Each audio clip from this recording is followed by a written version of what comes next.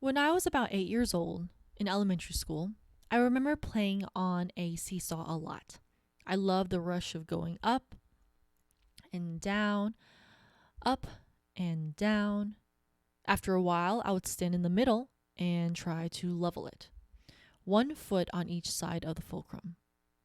I'm sure every kid has done that at some point of their lives. It's a personal challenge that really stresses your body to react to what the seesaw naturally wants to do. And once you achieve your goal, you can only hold on to it for so long before you lose it. I call this equilibrium moment as seesaw satisfaction. As I get older, I find that achieving seesaw satisfaction is very much like trying to achieve happiness. That not only does it get more difficult as I get heavier, but there's just much more to deal with as life goes on, such as bills, chores, appointments, and other responsibilities.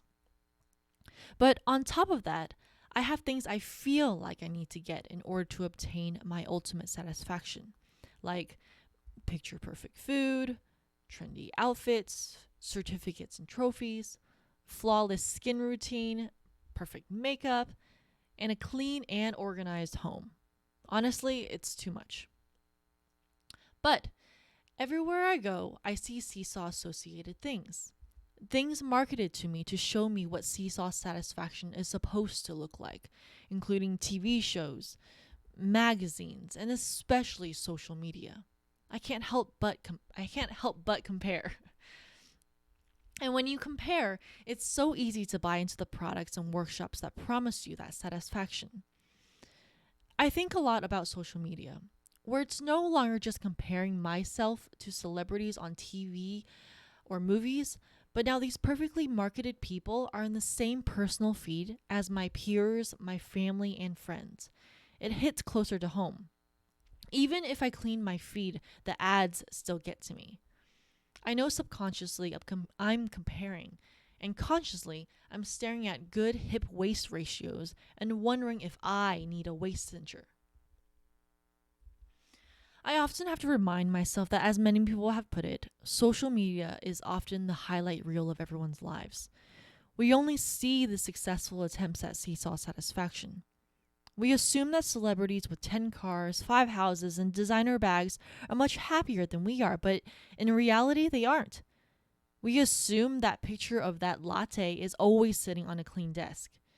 We assume all houses are always clean, and mine is the exception. My whole life, I thought if I just work hard enough and check the boxes, that I will achieve the seesaw satisfaction. That felt like I was promised. I did everything I felt like I was supposed to.